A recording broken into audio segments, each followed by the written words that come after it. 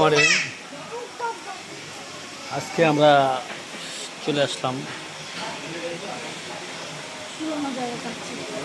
সেই মিরপুরে কাচ্চি বাড়িতে। অবশেষে আমরা অপেক্ষায় আছি খালি প্লেট নিয়ে। কিছুক্ষণের মধ্যেই খাবার চলে আসবে। সাথে আছে আমার 2 মেয়ে এবং একমাত্র বউ।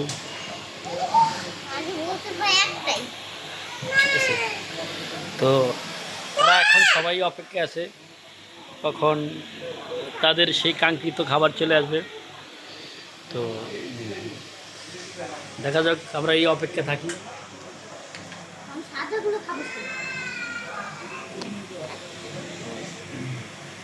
যদিও হঠাৎ আজকে শরীরটা আমার তেমনটা ভালো ছিল না, তারপরও